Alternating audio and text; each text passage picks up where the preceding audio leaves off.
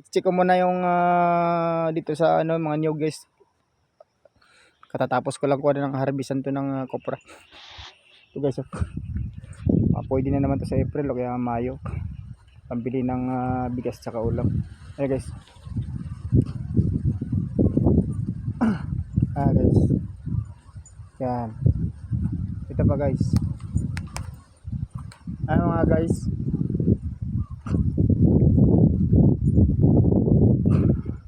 Apa guys.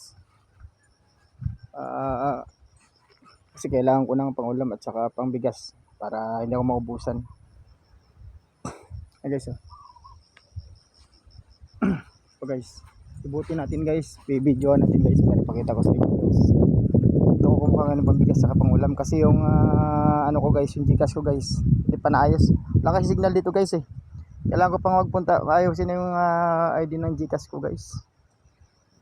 Tinala ko lang guys para makuha ko yung sweldo ko. Napakaliit pa lang na sweldo guys. May sweldo lang ako na malaki guys. Namimigay ng sana kahit mga ready to eat ng mga pagkain. Okay guys, napakita ko muna guys, wala pa tayong pabigas guys. Ako dito ko sa farm ko guys. Ay guys, palang guys. Yan. Pang Mayo tong mga bunga nito guys. Videohan natin sila guys. Pang Mayo kaya April, mga April scan pwede na naman. Guys. Harvest na naman tayo sa April second week. Okay, so, mga April second week to guys. Yan guys. Yan. Yan guys. So, parang April second week guys. Guys. April second week guys. Guys. April second week. Harvest ako ng buko guys, pambili ng bigas sa ulam. April second week, harvest ako ulit. April second week na naman. Ayan guys. Guys. Yan. Ito guys. Ayan guys. Ayan guys. Ayan guys. Ayan naman guys. Ayan pa guys. Ayan guys. Yan. So ayan na guys lakad pa tayo doon sa mga ibang puno guys. Tayo mapabili ng ulam tsaka bigas guys. Tsaka nandun lang ako nakatira sa barracks guys kasi yung pinatira ko guys, masamang balita guys kasi yun yung lock screen yung cellphone. Sinarge ko doon sa kanya. Pagbalik ko guys doon sa pinatira ko sa bahay, may kinakanta siya na tao na nangyalam sa cellphone pero di niya maayos pagkakanta. Pero dapat doon niya pinayagan, pinatira pa naman siya sa bahay. Yung Facebook ko na Matthew ang nawala, pati yung iba. Pinapalit, pina-computer nila guys. Kaya ang sweldo noon guys, i-recover ko pa yun guys para ma-check ko kung pinakailaman na dali nila yung sweldo. Sige guys. Ang sa ngayon talaga guys, tapos may balita pa ngayon guys na may kakilala ako or kachat, niloko ngayon guys. Pumunta ng pasikreto na hindi ko alam, niloko dito sa amin. Nag-iimbestiga kami guys. Let's go guys. Tani guys, gihangyo lang tayo ako sa inyo guys nga kanang suporta lang tanin nyo guys. Link pa na kayo guys. Gusto ko lang guys ipakita yung figure mo kata nangingitim ako guys. Na kahit wala pa akong ligo ngayon guys, pinakita ko sa inyo yung video for today's guys. Na guys, sa suporta nyo lang guys, sa subscribe. Hangyon ako ang inyong tabang sa pag-subscribe, sa pagtanaw nga diretso o panood ng buod guys. Guys, malaking tulong na sa akin guys ang follow at share nyo guys at subscribe at pakitapos ng video guys. Guys, hangyoon talang mo guys, makikiusap ako guys. Salamat guys, continue tayo sa video guys para mapakita ko yung ibang harbisan natin. Ito guys, pa tayo guys. Dito tayo sa farm ko guys.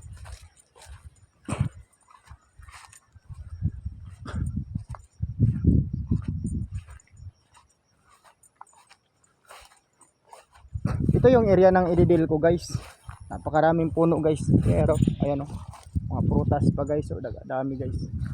Oh, ito yung ididil ko dito ba na guys. Ito tayo sa pag-harvestan dire sa Patay Sibes. So, pinapakita ko yung pag-harvestan ko ng mga puno ng guys. Ah, guys. Ito guys oh. Oh guys. Dami kasi ng ano na yan guys oh. Oh, dami ng bunga na yan guys. Kahit siguro sa April Scanut, itong isang puno na ito, kukuha ko dito ng 100 piraso guys, sa puno lang na to guys. Yan o. Sa April guys. Yan guys. Sa puno lang na yan guys, 100 piraso na makukuha ko guys. Sa isang puno pa lang na to, 100 piraso ng coconut, kopra guys. Daming bunga guys. Yan mo guys. Ayan guys oh. Punong-puno ng bunga yan guys. Ayan guys. Yan. Kaya yung puno niya guys. Ayun po tayo guys. Mga product ko guys. Para maka-support sa mga pangailangan ko dito sa farm guys. Guys. Ano guys oh. Ito rin guys. Bibinta ko dito guys. Sa tapat ng kalsada guys.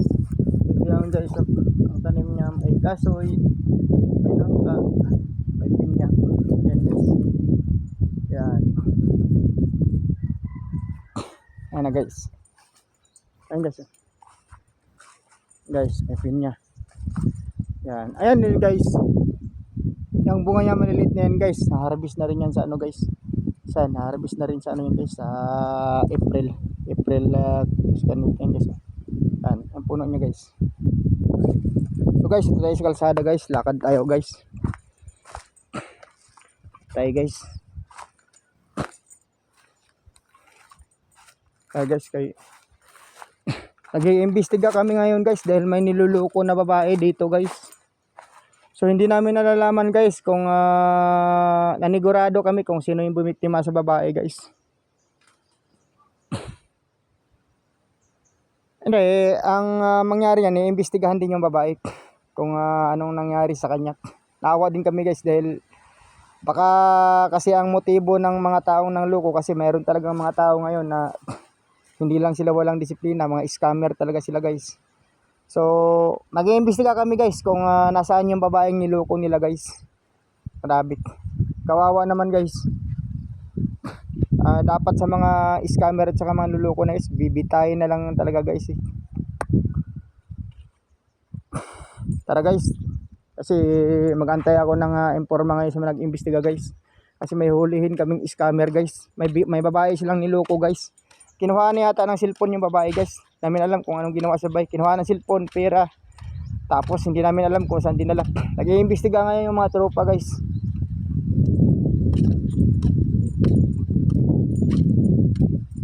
Ano guys.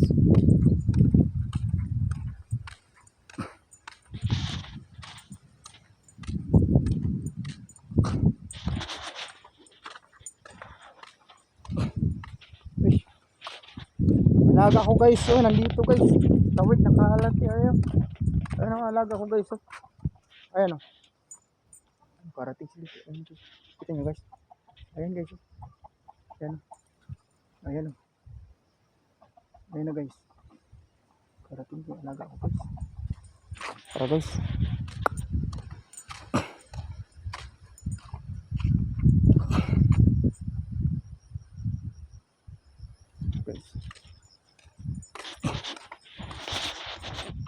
Guys, good morning guys. Please subscribe guys, paki-view sa mga video ko guys.